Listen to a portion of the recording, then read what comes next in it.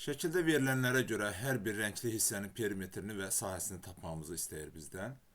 Biz görürük ki, verilən üçbucaq bərabər yanlı üçbucaqdır və bu deməkdir ki, o zaman bərabər yanlı üçbucağın təpə bucağından, yəni B-dən oturacağını bir perpendikulyar hündürlük endirmək istəsək və buna bir H desək, bilirik ki, qaydaya görə bərabər yanlı üçbucaqda endirilən təpədən hündürlük həmin tərəfi 2 bərabər hissəyə bölür.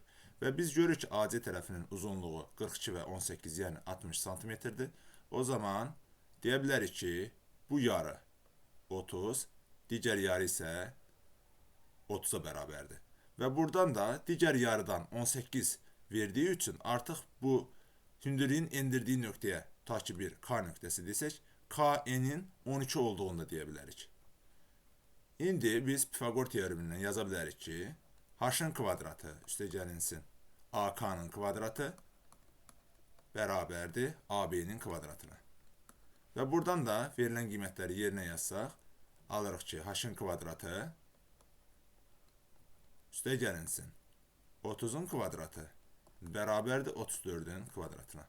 Buradan da H-ın kvadratını, yəni 34-ün kvadratından 30-un kvadratını çıxsaq 256 alırıq və buradan da H-ın 16 olduğunu görürük. Deməli, hündürlüyümüz 16-ya bərabərdir. İndi biz sahəni və perimetri tapmağa çalışsaq, artıq biz bilirik ki, düzbucaqlı üçbucağın sahəsini tapmaq üçün biz oturacaq və ona endirilmiş hündürlüyün hasilinin yarısını tapmamız lazımdır. Yəni, burada S-i tapmağımız üçün AC vurulsun H bölünsün 2 düsturundan istifadə edə bilərik və burada AC-miz 60-dır, H-ımız isə 16-dır.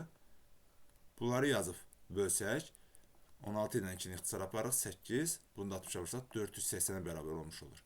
Hər bir fiqurun ayrı-ayrılıqda perimetrini də tapmaq istəsək, biz artıq görürük ki, digər tərəfdən biz bu X tərəfini, yəni B-ni tapmaq istəsək, yenə Pifagor teoremindən istifadə edib 16-nın kvadratının üzərinə 12-nin kvadratını gəlsək, BE-nin 20 olduğunu alırıq və artıq bundan sonra hər bir fiqurun perimetrini tapa bilərik. Məsələn, perimetr ABN üçbucağı üçün bərabər olur 34 üstəgəlinsin 12 və bu hissədə 30-a bərabər olduğu üçün, yəni 42-dir ümumi, 42 AN-ın uzunluğu üstəgəlinsin 20. Digər hissənin perimetrini tapmaq istəsək, eyni qayda ilə 20, 34 və 18-i toplamamız lazımdır.